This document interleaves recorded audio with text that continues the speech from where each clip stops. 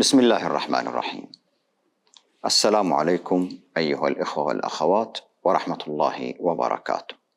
لما حطت التفاسير من قدر المرأة وهي تجل للعظمة والرحمة أهو الاستهتار بالدين والقيم؟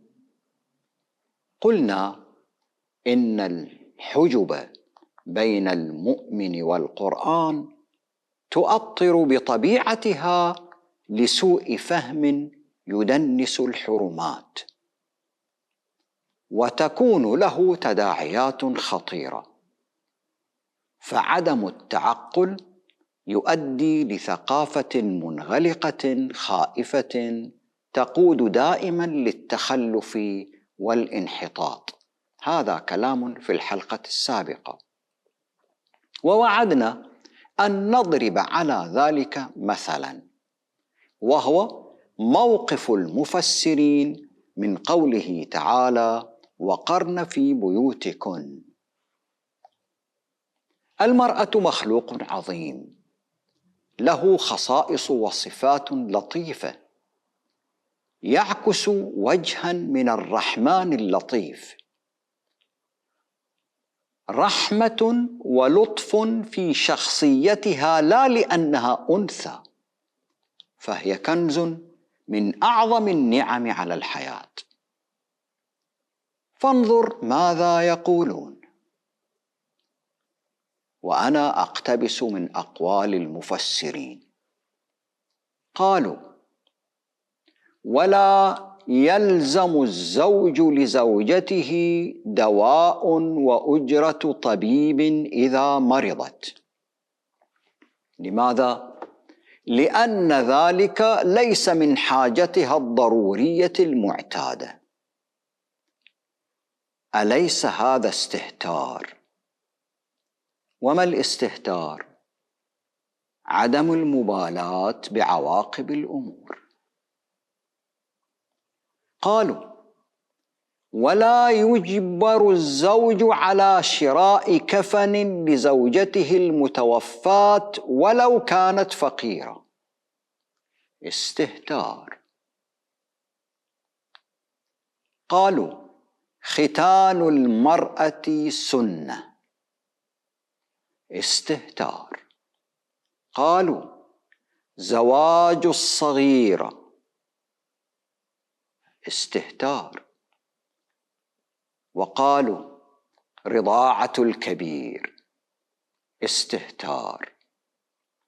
وقالوا: الشؤم في ثلاثة: المرأة والدار والفرس. وقالوا: لعن الله المرأة التي تزين حواجبها. وقالوا: لعن الله المرأة التي تتعطر. وكل هذا استهتار، والمستهتر لا يبالي بعاقبة أفعاله وأقواله. كذلك هؤلاء لا يبالون بأثر أقوالهم على البيوت والأسر والحياة والدين والقيم الإنسانية. قالوا: إن هذا أخي له 99 نعجة ولي نعجة واحدة، فقال: أكفلنيها وعزني في الخطاب. يفسرون المفسرون قوله تعالى: إن هذا أخي له 99 نعجة، أي قال الملك الذي تكلم عن أوريا: إن هذا أخي، أي على ديني، وأشار إلى المدعى عليه، وقيل أخي أي صاحبي، له 99 نعجة. وقرأ الحسن، كل هذا اقتباس، 99 نعجة بفتح التاء فيهما، يعني قرأ بفتح التاء 99 نعجة بفتح التاء فيهما، وهي لغة شاذة، وهي الصحيحة من قراءة الحسن. قال النحاس، كل هذا اقتباس، سنرى أين موضع الحاجة. هنا قال النحاس: والعرب تكني عن المرأة بالنعجة والشاة. لماذا؟ لما هي عليه من السكون والمعجزة وضعف الجانب، وقد يكنى عنها بالبقرة والحجرة والناقة، لأن الكل مركوب. هذا في تفسير السعدي وتفسير البغوي وتفسير ابن كثير وتفسير القرطبي وتفسير الطبري، كلهم مجمعون على هذا القول. يزعمون أن الله يضرب بهذا مثلا لداود الذي له نساء كثيرات، نعاج 99 نعجة، يعني نسوان 99 مرة زوجة، وامتدت عينه، مع أنه عنده 99 أو عدد كبير، امتدت عينه أي داود لزوجة قائده أوريا نعجته. إن هذا أخي له داود عنده 99، لكن امتدت عينه لنعجة داود، نعجة أوريا قائده.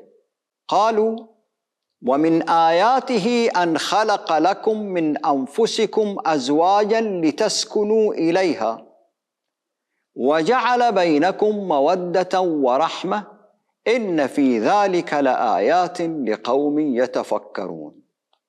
هذه آية عظيمة إنسانية، فانظر ماذا يقولون. قال الرازي صاحب التفسير الكبير: لما بين الله خلق الإنسان بين أنه لما خلق الإنسان ولم يكن من الأشياء التي تبقى وتدوم سنين متطاولة، أبقى نوعه بالأشخاص وجعله بحيث يتوالد، لا يخص هذا الإنسان، جميع الكائنات الحية.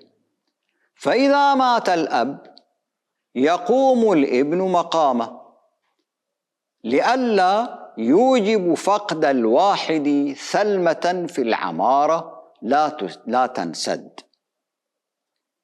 وفي الآية مسائل. هذا التفسير ننقل، لازم لا ننقل. المسألة الأولى: قوله خلق لكم من أنفسكم أزواجا دليل على أن النساء خلقن كخلق الدواب والنبات وغير ذلك من المنافع، خلقن لكم، أنتم الأصل، كما قال تعالى: خلق لكم ما في الأرض. وهذا يقتضي، ولا زلت أقتبس، ألا تكون المرأة مخلوقة للعبادة والتكليف. فنقول، يعني هو يشكل ويرد على إشكاله، فنقول: خلق النساء من النعم علينا، وخلقهن لنا، وتكليفهن، ما دام خلقنا لنا ليش يكلفون؟ فقال يبرر، يعني لماذا تصلي وتصوم وتكلف وهي مخلوقة للمتعة؟ فقال: وتكليفهن لإتمام النعمة علينا، لا لتوجيه التكليف نحوهن. يعني هم بالأصل ما يستحقون التكليف، لكن لأن التكليف هم في فائدة لنا، فتكليفهن ليس على نحو تكليفنا، إذ نحن أهل للتكليف، وأما هن فلأجلنا كلفوا. وذلك من حيث النقل والحكم والمعنى. فبيجيب التبريرات من 3 جهات: النقل يعني مروي، والحكم والمعنى. فنقل ماذا يقول؟ فأما النقل فهذا وغيره، يعني هذه الرواية التي جاء بها وغيرها، هذا منقول عن النبي أنهم خلقنا لكم وأنهم متاع وأنهم. وأما الحكم فلأن المرأة لم تكلف بتكاليف كثيرة كما كلف الرجل بها، فهي قاصرة. وأما المعنى فلأن المرأة ضعيفة الخلق سخيفة، فشابهت الصبي، لأن الصبي لم يكلف، فكان يناسب ألا تؤهل المرأة للتكليف. هاي حقها الأساس، هذا مستواها. لكن لإتمام النعمة علينا، لكن النعمة علينا ما كانت تتم إلا بتكليفهن. لماذا؟ لتخاف كل واحدة منهن العذاب فتنقاد للزوج وتمتنع عن المحرم، ولولا ذلك لظهر الفساد. فهذه المسألة، ويعدد مسائل، فهذه المسألة الأولى. المسألة الثانية قوله من أنفسكم. بعضهم قال المراد منه أن حواء خلقت من جسم آدم، والصحيح كما يقول أن المراد منه من جنسكم، كما قال تعالى لقد جاءكم رسول من أنفسكم، أي من جنسكم، ليس ملك ولا جني. ويدل عليه، ما هو دليلك على أنهم من جنسنا؟ يدل عليه قوله لتسكنوا إليها، يعني أن الجنسين الحيين المختلفين لا يسكن أحدهما إلى الآخر. لو كانت المرأة ليست من جنس الرجل لما تساكنا، أي لا تثبت نفسه معه، يخاف ولا يميل قلبه إليه. يحتاج يعني أن المرأة مثلنا إلى دليل. المسألة الثالثة يقال سكن إليه للسكون القلبي، ويقال سكن عنده للسكون الجسماني، لأن كلمة عند جاءت لظرف المكان وذلك للأجسام. لتسكنوا إليه، تسكنوا عنده، يقول عند جاءت لظرف المكان وذلك للأجسام، وإلى جاءت للغاية وهي للقلوب. المسألة الرابعة قوله وجعل بينكم مودة ورحمة، يقول فيه أقوال. قال بعضهم مودة بالمجامعة ورحمة بالولد، تمسكا بقوله تعالى ذكر رحمة ربك عبده زكريا. نحن ننقل. وقال بعضهم محبة حالة حاجة نفسه، يوم اللي يشتهي فهو في محبة، ورحمة حالة حاجة صاحبه إليه، يعني إذا احتاجت إليه يرحمها. وهذا لأن الإنسان يحب مثلا ولده، فإذا رأى عدوه في شدة من جوع وألم قد يأخذ من ولده ويصلح به حال ذلك، وما ذلك لسبب المحبة، وإنما هو لسبب الرحمة. هل يكشف لك هذا النمط من التفكير عن منزلة المرأة في عقول القوم، وأنها لا قيمة ذاتية لها، وإنما وجودها تابع لوجودهم، خلقت لهم ليتمتعوا بها وتؤنسهم وتنجب لهم وتخدمهم، ولو أن ذلك يتم لهم بوجه حسن من غير هذا، من غير أن تكلف المرأة بالإيمان والأخلاق والقيم وسائر الدين لما كلفت، لأنها لم تخلق للتكليف والعبادة، فهي أقل وأحقر من أن تكلف وتخاطب. هذه هي منزلة المرأة عندهم.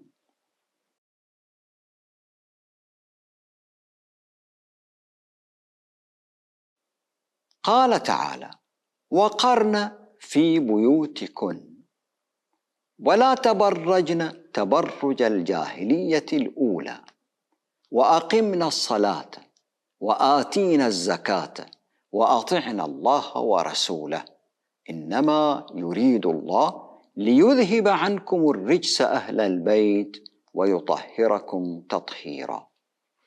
فهذه الآية الشريفة بدلاً من أن تكون سنداً للمرأة والأمة، أصبحت عاهة للمرأة المسلمة والأمة المسلمة بفضل التجهيل وتجاوز الحقائق والوقائع. فكم من المشاكل والعلاقات العائلية قد تضررت وتفككت، وكم من تشتتت عقائدهم بين الازدواجية والنفاق، وكم. قالوا: معنى هذه الآية الأمر بلزوم البيت. المفسرون والفقهاء وغيرهم: معنى هذه الآية الأمر بلزوم البيت، وقرن في بيوتكن. وإن كان الخطاب لنساء النبي صلى الله عليه وآله فقد دخل غيرهن فيه بالمعنى، من مخاطبات نساء النبي، ولكن المعنى عام. هذا لو لم يرد دليل يخص جميع النساء، كيف والشريعة طافحة بلزوم النساء بيوتهن؟ بقية الاستدلال. ولهذا يعني هذه الآية كافية لو ما في دليل آخر.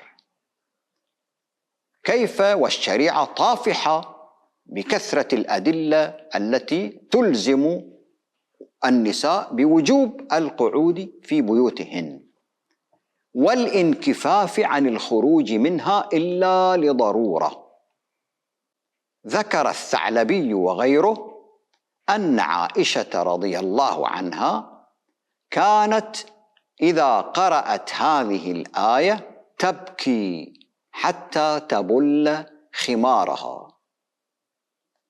قال ابن عطية: بكاء عائشة لماذا رضي الله عنها إنما كان بسبب سفرها أيام الجمل، تركت بيتها وخرجت تقود جيشا، ومن ذلك هي نادمة لأنها خالفت وقرن في بيوتكم.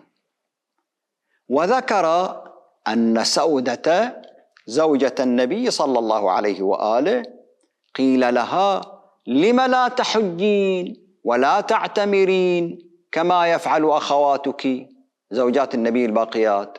فقالت: قد حججت واعتمرت وأمرني الله أن أقر في بيتي، فاستقراري في بيتي أفضل لي من أن أحج وأعتمر غير الواجب يعني. قال الراوي: فوالله ما خرجت من باب حجرتها، هذه زوجة النبي المذكورة، حتى أخرجت جنازتها رضوان الله عليها. قال ابن العربي: انظر كيف يزين مثل المرأة بالقعود. قال ابن العربي: لقد دخلت نيفا على 1000 قرية فما رأيت نساء أصون عيالا ولا أعف نساء من نساء نابلس، فإني أقمت فيها فما رأيت امرأة في طريق نهارا إلا يوم الجمعة، فإذا قضيت الصلاة لم تقع عيني على واحدة منهن إلى الجمعة الأخرى، وقد رأيت بالمسجد الأقصى عفائف ما خرجن من معتكفهن حتى استشهدن فيه. هكذا روج المفسرون والفقهاء لهذا المعنى، رغم أنه خطأ في العربية، مخالف للعربية، وخالفهم فيه علماء العربية لم يقبلوه. فإذا كان الفعل قرن وقرن، إذا كان قرن هذا الفعل من القرار ولزوم المكان، فإن فعله الثلاثي هو قر.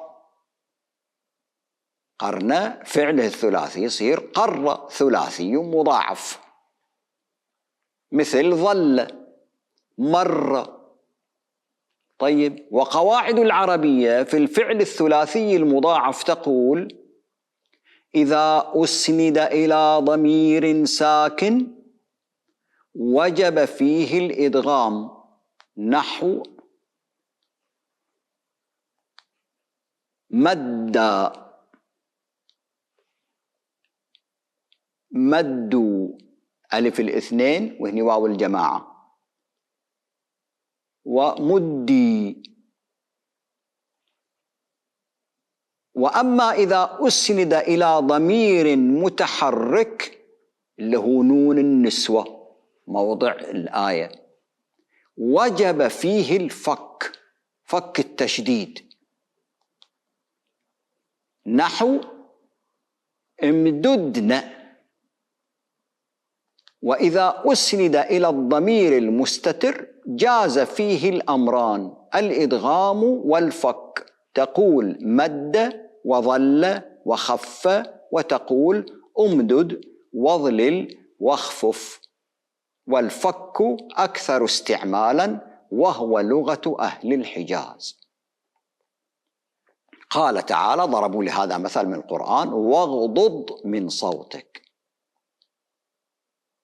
والفعل هنا هل اتصل بضمير ساكن أم بمتحرك؟ اتصل بضمير متحرك وهو نون النسوة وقرن، فيجب فيه الفك، أي أن تقول اقررن أو اقررن. لهذا دارت بين النحويين والمفسرين جولات لمعالجة الأمر، فمن أبقاها على قراءة المصحف عالجها بطريقة النحاة، دائما عندهم مخارج وعلاجات، وآخرون غيروا قراءتها إلى الكسر، قالوا وقرن، وأجروا لها معالجات أخرى. وآخر قال إنها وقررن أو وقررن، خروجا من كل هذا الجدل وعودة باللفظ إلى مقتضى اللغة. يعني قال هذه هي الصحيحة، واللي في القرآن أنتم تقرونها ما هي الصحيحة، هي وقرن، حتى يتمسك بالإقرار، حتى لا يخرج عن معنى أنها استقروا في بيوتكم. يعني ليس هناك احتمال آخر في المعنى عنده. واقتضى منهم ذلك الاختلاف في مقاصد الآية بين الاستقرار وقرة العين والاجتماع والوقار، وأكثرهم هروبا من المقتضى غير الواقعي الذي ذهب إليه المفسرون.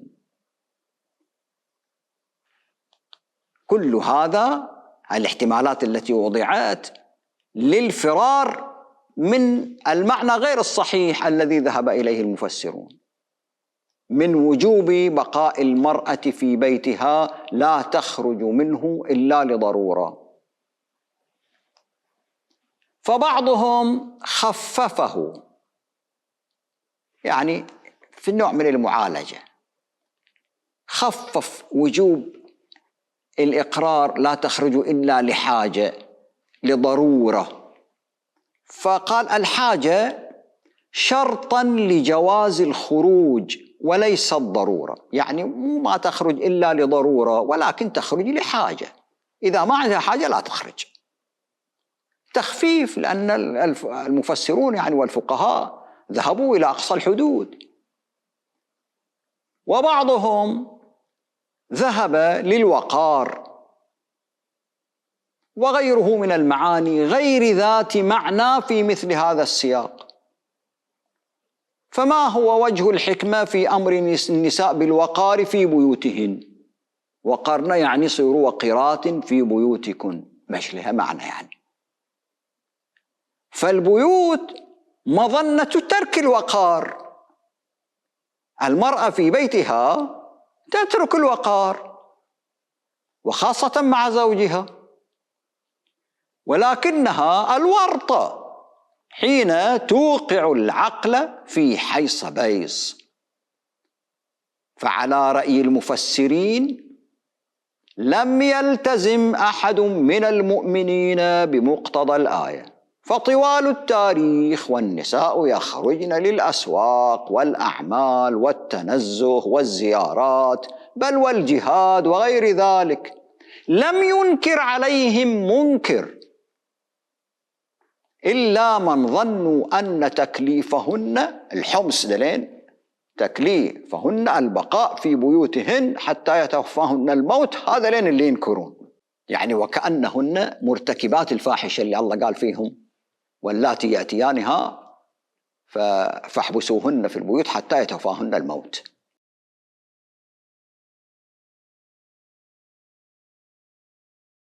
الآية هي خطاب لنساء النبي صلى الله عليه وآله بشكل خاص ولعموم النساء بشكل عام. ما المراد؟ الآية خطاب لهن لأن تكون الزوجة كفؤة في بيتها تتحمل المسؤولية، فالنساء شقائق الرجال. والبعض أخذ بظاهر النص وأنه خطاب مخصوص لنساء النبي، والحق معه فيما يخص نساء النبي وحدهن. اللي يختص بنساء النبي وحدهن له حق فيه، وهو مضاعفة العقاب على من تأتي الفاحشة منهن، ومضاعفة الثواب لمن تقنت لله وتطيع الرسول منهن، وذلك راجع لخصوصيتهن وأنهن لسن كأحد من النساء المؤمنين. وأما عدم التخضع، بقية الآية لما تقرأها ولا تخضعن في القول فيطمع الذي في قلبه مرض، هي عدم التخضع في القول مخصوص بعد بنساء النبي، ذاك مخصوص بنساء النبي، مضاعفة العقاب مضاعفة الثواب. وأما عدم التخضع عند مخاطبة الرجال بالخصوص فهو أدب للمرأة بما هي امرأة حتى لغير المؤمنة، فيجب أن تتصرف في الحياة كامرأة لا كأنثى. فما بالك بالمؤمنات، وما بالك بزوجات الأنبياء. وكذلك في عدم التبرج الجاهلي، ولا تبرجن تبرج الجاهلية الأولى، لا يختص بنساء النبي كما كانت تفعل النساء زمن الجاهلية من التهتك في اللباس واتخاذ الأخدان وغير ذلك. ما كان مخصوصا بنساء النبي فهو معروف، وما لم يكن مخصوصا بهن فهو لجميع المؤمنات وجميع النساء. طيب، وقرن في بيوتكن ماذا تعني إذن؟ وكلمة وقرن في بيوتكن لا تعني عدم الخروج أو كما ذهبوا إليه، وإنما تريد أن تكون قرينة زوجها مثل القرنين، قرينة زوجها كفوا له. المرأة صنو الرجل، أي النظير والمثيل. أرأيت القرنين؟ كلاهما صنو ومثيل. لذا قال الله يصف نفسه منزها ذاته من القرين أن يكون له كفوا أحد بقوله قل هو الله أحد الله الصمد لم يلد ولم يولد ولم يكن له كفوا أحد، لا قرين مثل الله. طيب، عقد القران، عقدا قرانهما اقترانهما هو عقد كفء بين رجل وامرأة، وليس بين سيد ومولاته. القرن هو المثيل في الشدة والشجاعة والعلم والصفات إلى آخره. وقولهم قارن بين القول والعمل أي جمع بينهما، قارن الشيء بالشيء، وازن بينهما، قابل بينهما، سوى بينهما. ويقال قرين سوء، ومن يكن الشيطان له قرينا فساء قرينا. ويقال ومن يعش عن ذكر الرحمن نقيض له شيطانا فهو له قرين. قال تفسير شبر، صاحب تفسير شبر: وقرن في بيوتكن بالكسر من قرن يقرن، وقرئ بالفتح قرن يقرن، وهو لغة في، مو من قرن استقررن في البيوت. قرن في بيوتكن من قرن، يعني كن قرين، كونوا قرناء، لا من قر. والأصل فيه هو فعل الأمر، يعني وقرن في بيوتكن، أصل فعل وقرن هو فعل الأمر اقرن، أي وقرن في بيوتكن، أو وقرن في بيوتكن، كونوا قرناء. حذف الألف والتضعيف للتخفيف فصارت وقرن في بيوتكن. وأما قوله سبحانه وأطعنا الله ورسوله فالخطاب لهن، وهو ألا يطعن أزواجهن بمعصية الله ورسوله، استقلالي. وأما زوجات النبي فالأمر واضح لهن بالأولوية، أطعن الله ورسوله، يعني ورسوله هو زوجهم.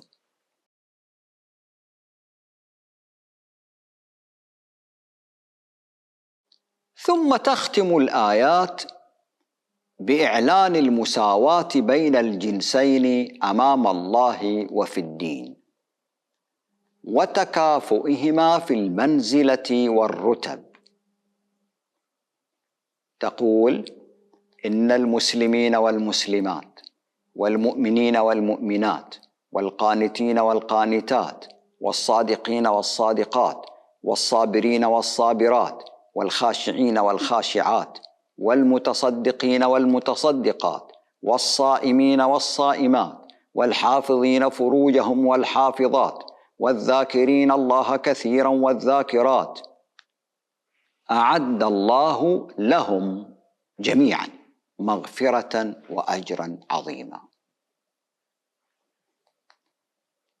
وما تقديم الضمائر المذكرة على المؤنثة في الآية زيادة على ما فيه من جمال السبك إلا للفت نظر النساء بأنهن قرينات مكافئات مطالبات بنفس المطالب والمراتب، لا فارق، مخافة أن لا يعلمن ذلك لسبب ظروف الجهاد وما للرجال من تقدم فيه عليهن لطبيعة المهمة القتال، خصوصا والكلام نزل في وقت الأحزاب وسورة الأحزاب.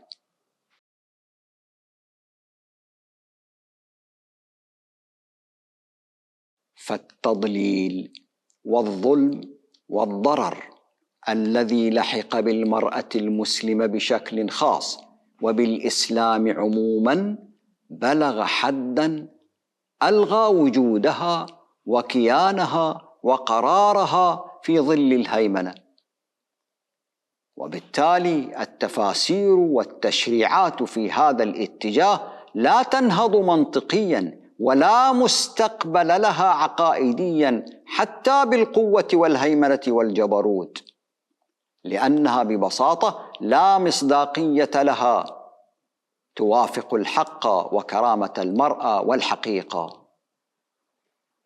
وتعزيزا لقولهم هذا عمدوا لوضع ما مر عليك من الأحاديث على عائشة، فرغم تعظيمهم لها إلا أنهم خطأوها حين خرجت على الخلفاء، لا حبا لعلي وإنما لضرورة التمسك بتحريم الخروج على الخلفاء،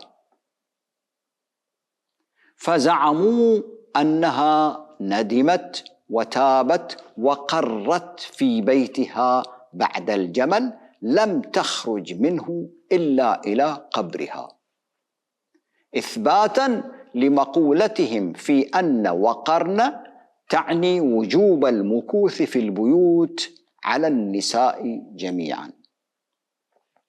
فهل كانت عائشة وطلحة والزبير وسائر الصحابة ممن معهم في الخروج يوم الجمل لا يعلمون تفسير هذه الآية وأنها تحرم على النساء الخروج من بيوتهن؟ ليأتي المفسرون بعد قرون يعلمونهم دينهم. ولكن خدمة السلطان اقتضت ذلك، وإلا فعائشة لم تندم ولم تغير موقفها بالهزيمة، وكانت لها مواقف خاصة حتى بعد الجمل، مما يدل على أنها لم تكن لا هي ولا الذين نصروها يرون أن خروج المرأة من بيتها حرام إلا لضرورة. هذا حقها وحق جميع النساء بغض النظر عما إذا كان موضوع خروجها صحيح أم غير صحيح، ليس هنا موضع النقاش. فالآية هي خطاب يسند المرأة التي كرمها الإسلام، وليس خطاب لإذلالها وامتهانها. فإن كان الرجل يسبقه عقله فعلى الرجل تحرير عقله من الأوهام، إن كنتم عقلاء حرروا عقولكم. والمرأة إن كانت تسبقها العاطفة فعلى المرأة التحرر مما يخل بكرامتها من تبرج الجاهلية، ولا تبرجن تبرج الجاهلية الأولى وأقمنا الصلاة وآتينا الزكاة. هذا الفهم وهو الصحيح له ما وراءه من المراجعات اللازمة حول ضوابط العلاقة بين الزوج والزوجة من حقوق وواجبات، مما هو مخالف للنظرة الاستعلائية التي سادت أذهان الأزواج المؤمنين عن زوجاتهم قرونا طويلة، وحسنت وجملت التبعية والخضوع والطاعة للزوج في نظر الزوجات المؤمنات المنافية للقرنية، للاقتران، قرناء، نتيجة هذا الفهم المغلوط. نلقاكم في الحلقة القادمة، والسلام عليكم ورحمة الله وبركاته.